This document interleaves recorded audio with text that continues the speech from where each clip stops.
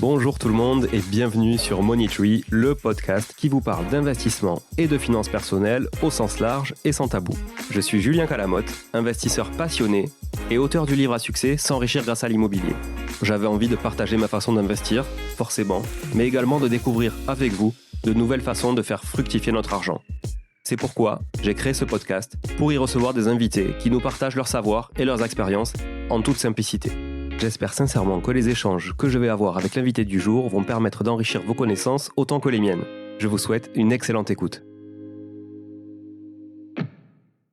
Salut à tous et bienvenue sur cette capsule du dimanche. C'est la capsule du dimanche qui vous parle non pas de dératisation aujourd'hui, mais de RAT, R-A-T, de repérage avant travaux, qu'on aurait pu aussi appeler R2A-T, repérage amiante avant travaux, parce qu'on va parler aujourd'hui plutôt d'amiante, de travaux et de protection des différents professionnels qui pourraient intervenir sur un chantier sur lequel il y aurait notamment la présence de revêtements amiantés. Voilà, donc c'est intéressant en tout cas comme sujet, parce que je pense que beaucoup d'entre vous qui écoutez aujourd'hui ne connaissent pas du tout l'existence de ce diagnostic obligatoire avant d'écouter cette capsule. Donc je suis en tout cas ravi d'avance de pouvoir vous apprendre tout ça. Et puis si vous connaissez déjà le sujet mais que vous n'avez pas creusé, je vous invite à écouter la capsule jusqu'à la fin pour pouvoir tout connaître sur le RAT.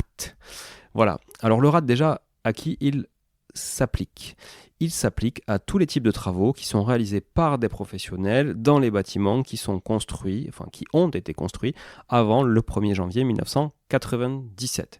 Donc, si vous faites des travaux dans un appartement, dans un bien immobilier, peu importe, maison ou autre, construit avant le 1er janvier 1997, vous devez obligatoirement précéder toute la zone de travaux qui sera faite par des professionnels par un repérage amiante avant travaux.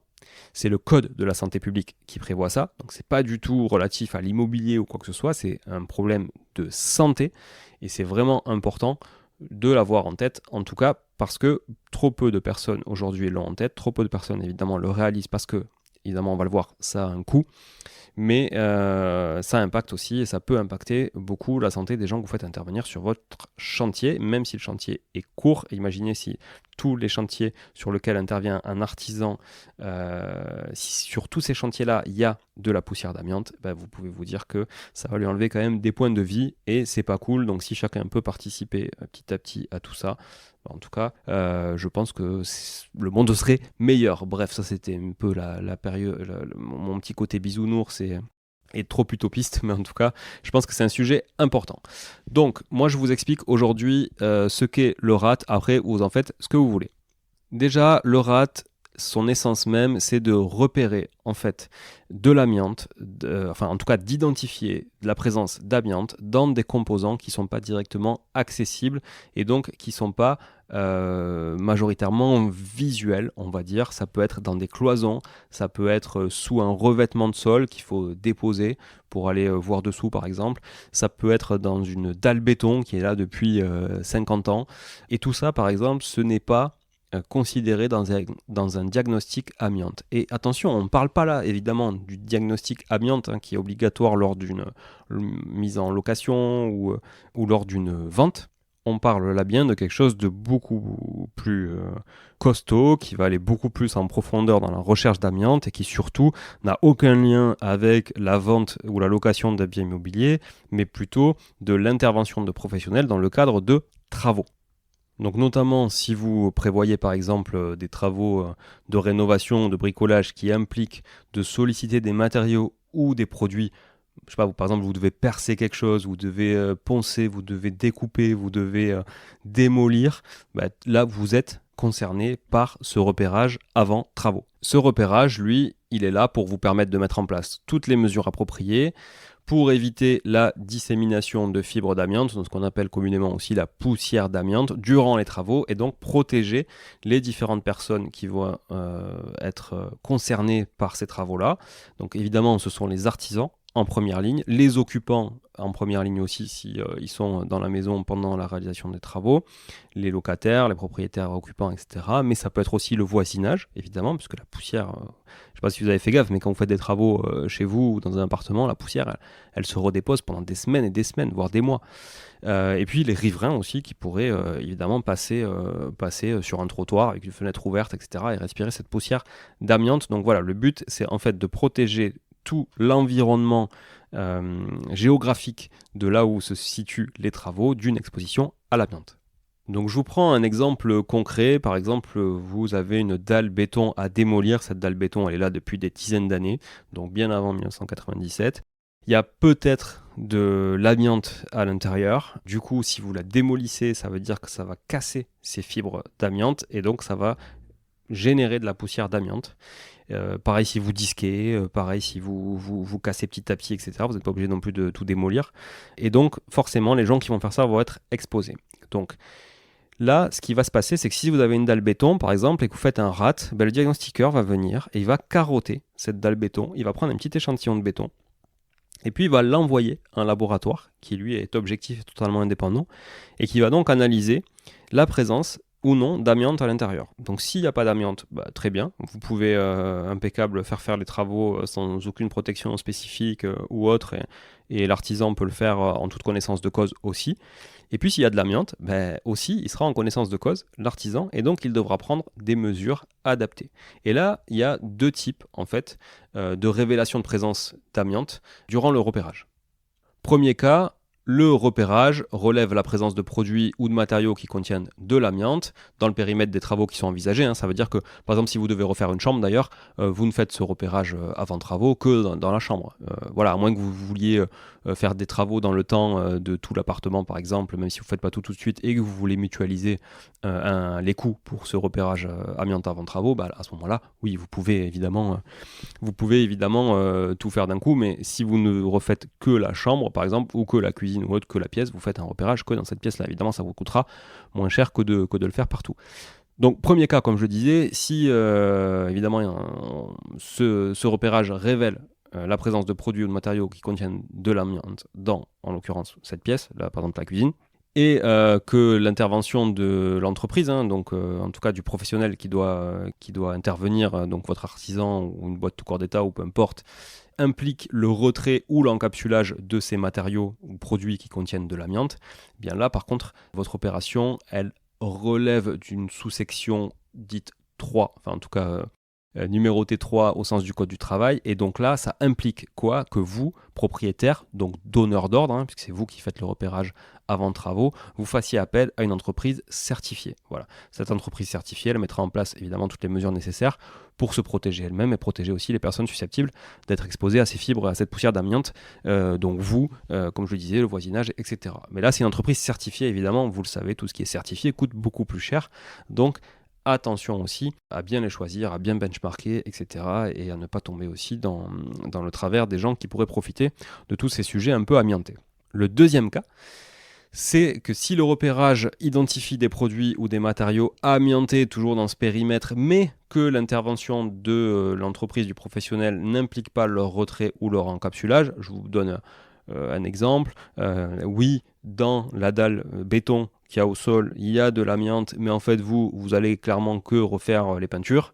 Bon là en l'occurrence, ou alors découper un peu de placo, de machin, de trucs et autres. Bon là en l'occurrence, évidemment, vous n'avez pas besoin de faire appel à une entreprise spécialisée. Là, votre intervention, elle relève de la sous-section 4 au sens du code du travail. Et donc, en dehors de cas particuliers, vous pouvez solliciter n'importe quelle entreprise qui dispose d'un personnel qui est formé en tout cas à la sécurité et à la sécurisation des périmètres de travaux, etc. pour ne pas, en sachant qu'il y a de l'amiante sous les pieds, pour ne pas venir gratter la dalle, mettre un coup de disque, etc. Donc en fait, vous devez les informer parce que si l'artisan, pour une raison ou une autre, vous touchez qu'au mur, mais que pour toucher un mur, ils doivent disquer une petite partie à un angle d'une dalle ou quoi, du coup, il faut qu'ils sachent s'il y a de l'amiante et donc il faut qu'ils puissent évidemment être informés sur le sujet et surtout être qualifiés pour pouvoir le traiter si besoin. Voilà. On a tout vu, ce qu'on n'a pas vu, c'est le coût. Donc, combien coûte un repérage avant travaux? Alors, je suis navré de vous décevoir, mais je ne vais pas pouvoir vous donner un prix exact. Ça dépend vraiment beaucoup de choses, de la surface, de la typologie aussi des biens, des types de matériaux qui sont présents, des types de produits qui pourraient contenir de l'amiante ou non, etc. Donc, voilà, grosso modo, j'ai envie de vous donner une tranche entre, allez, 200 voire 300 à 2000 euros, mais ça dépend vraiment de la taille aussi, encore une fois, et de plein d'autres facteurs. Mais je dirais comptez quand même peut-être 500-600 euros dans votre budget, travaux en plus. Donc voilà, si vous avez 10 000 euros, prévu 10 000 euros de travaux, ça peut augmenter votre budget, on va dire, de facilement 5% si ça coûte 500 euros. Donc c'est pas rien, 5%, même si 500 euros, ça peut paraître une somme assez faible quand on parle d'investissement immobilier sur un projet global. Mais proportionnellement, sur des petits travaux, ça peut être important aussi. Parce que ce qu'il faut savoir, effectivement, c'est que si votre budget de travaux, c'est 10 000 ou votre budget de travaux, c'est 50 000, le repérage, lui, il coûtera le même prix. Donc plus vous faites des gros travaux, évidemment, plus ça va se diluer dans le coût des travaux au global. Voilà. J'espère qu'en tout cas ça vous a appris pas mal de choses aujourd'hui. Je suis content de traiter un sujet de plus qu'on n'a pas traité sur le podcast. Ça devient de plus en plus difficile avec le temps aussi de traiter des sujets et des capsules techniques qu'on n'a pas traitées. Donc peut-être que petit à petit aussi je ferai des capsules un petit peu plus d'actualité pour essayer de mettre aussi un rythme différent et peut-être moins théorique et technique aussi. Voilà, donc en tout cas, faites-moi des retours sur le type d'épisode. Est-ce que vous kiffez pas, dites-moi. Voilà, vous savez que la remise en question, moi, ça fait partie de ma vie d'entrepreneur depuis de nombreuses années. Donc n'hésitez pas à me faire des retours. Et voilà, je prends tout bien à partir du moment où, évidemment, c'est bienveillant et que ça me fait évoluer dans ma quête de vous délivrer toujours plus de valeur et de partager surtout ma passion. Non pas pour l'amiante, mais en tout cas pour la rénovation, ça c'est sûr. Voilà. Merci encore. Partagez cet épisode parce que, encore une fois, sujet très peu traité. Donc, c'est des choses qu'on voit peut-être que sur Money Tree. Je sais pas, j'écoute pas tous les podcasts, mais vous en écoutez sûrement plus que moi. Donc, partagez-le. En tout cas, si c'est un sujet qui n'a pas été traité ailleurs. Et puis, likez, commentez toujours nos publications sur tous les réseaux sociaux. On est sur TikTok, on est sur YouTube, on est sur toutes les plateformes de podcast, on est sur Instagram, bien évidemment, on est sur LinkedIn, on n'est quasiment pas sur Facebook, malheureusement. Mais en tout cas, on est suffisamment présent un peu partout, worldwide, pour que vous puissiez nous suivre et nous donner du boost, parce que c'est de ça qu'on a besoin aussi, toute l'équipe, Laura, Julien, toute l'équipe Artaï d'ailleurs aussi, qui gravite autour de Money Tree et qui participe aussi à enrichir tous ces contenus Money Tree, parce que bientôt, on va vous faire des capsules spécifiques aussi sur des investissements, on va dire, dans des zones géographiques particulières. On va parler d'investissement à l'étranger, au Portugal, mais on va parler aussi d'investissement sûrement en région lyonnaise, puis d'investissement en région bordelaise, en investissement dans le sud-ouest de manière générale aussi, à Toulouse, au Caen évidemment, parce que vous connaissez et reconnaissez mon accent chantant de temps en temps. Et voilà, je sais pas quoi vous dire. Merci encore, à bientôt, ciao ciao. Bon, si vous êtes là, c'est que vous avez écouté jusqu'au bout et a priori, l'épisode vous a plu. Si c'est bien le cas, n'hésitez pas à le partager autour de vous. Notez ce podcast sur Apple Podcast et Spotify en laissant un commentaire 5 étoiles. Je ne vous le répéterai jamais assez, mais c'est grâce à vous que ce podcast vit aujourd'hui et peut continuer de vivre en vous proposant un contenu toujours plus qualitatif. Merci encore, je vous retrouve très vite sur un nouvel épisode de Money Tree. En attendant, je vous souhaite la meilleure des réussites dans vos projets et un bon enrichissement. À très bientôt.